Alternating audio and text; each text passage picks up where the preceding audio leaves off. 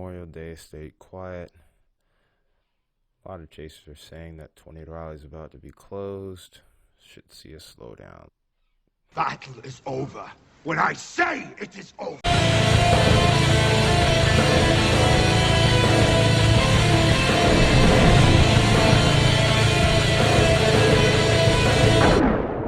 Good morning, YouTube, Tired Metalhead Weatherman. Hopefully you guys have had a good Memorial Day weekend.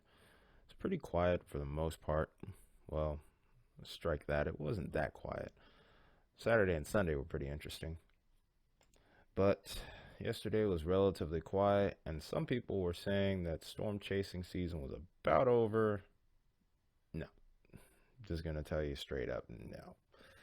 We have 2 more slight risk days ahead, both Tuesday and Wednesday.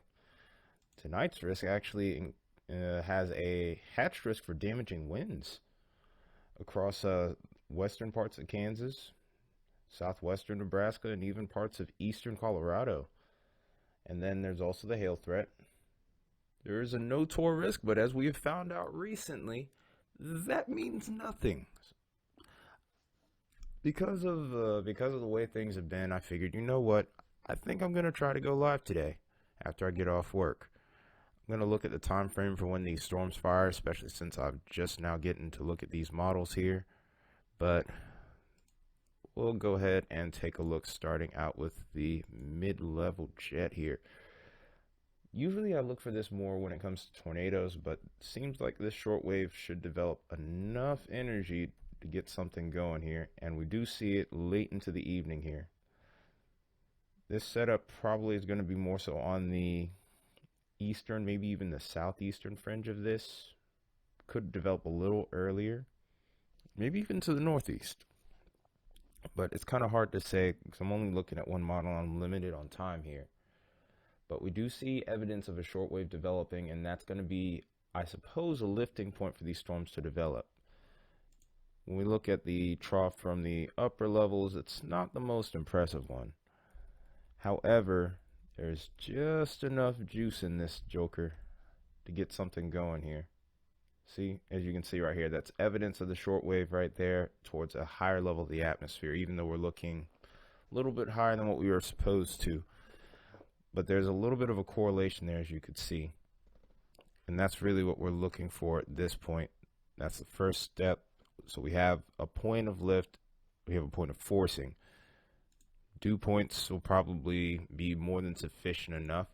Like I said, tornado threat's not going to be super high. The kinematics during this time of year are not anywhere near as impressive as what we were seeing earlier in the season.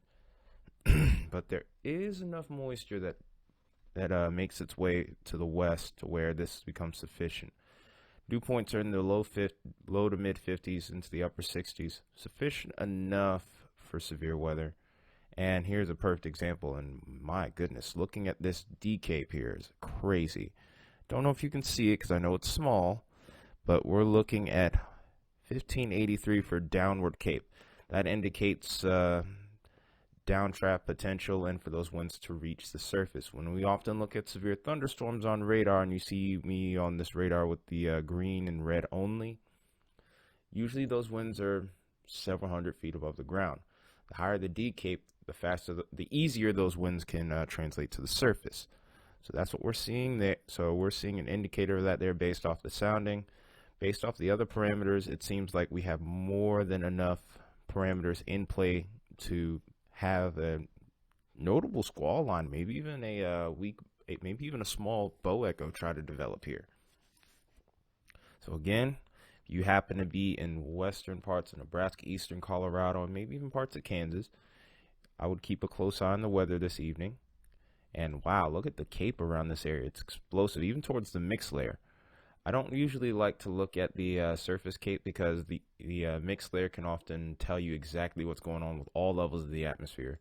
So for severe weather to develop, it takes a lot more than the surface cape to give a good indicator. Although surface cape is absolutely explosive at 5,500 plus joules per kilogram. Have a marginal tornado threat here too, so it's not like the threat for tornadoes is zero, even though they're calling it a no-tour risk at the moment.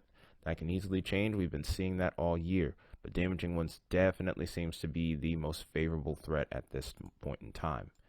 Can't rule out hail as well, so let's make sure we're staying weather aware across this region. This kind of weather is nothing new to you guys, so I expect you to be just fine, so long as you do what you're supposed to do. You kind of want to treat this potentially as a widespread tornado threat, even though the tornado wouldn't be strong, so to speak, only at 80-mile-per-hour winds, but nonetheless, still something you need to keep a close eye on. So now that we know what's going on here, we'll get an up-close look with the HRRR now.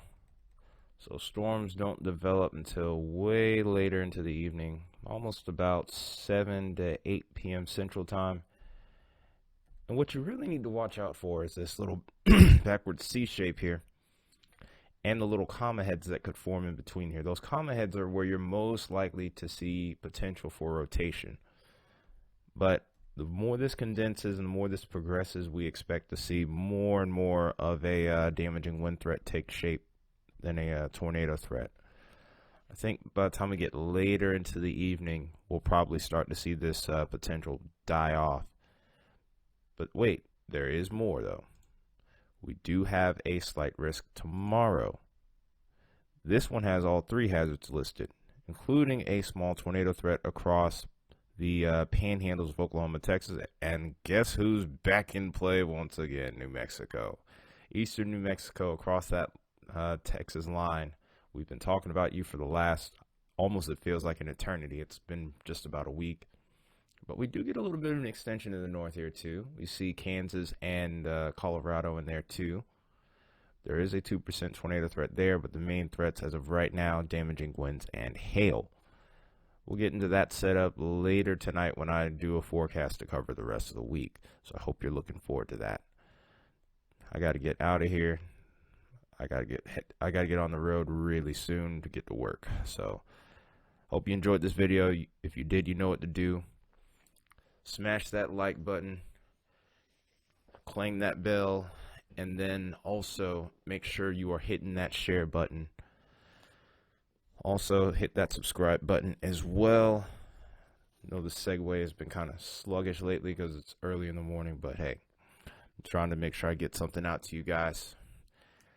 But I appreciate you all being here. Whether it's 20 of you, 100 of you, it doesn't matter. I appreciate you all. But it's been Tire Metalhead Weatherman. You guys take care. I hope to see you soon. And have a good rest of your day.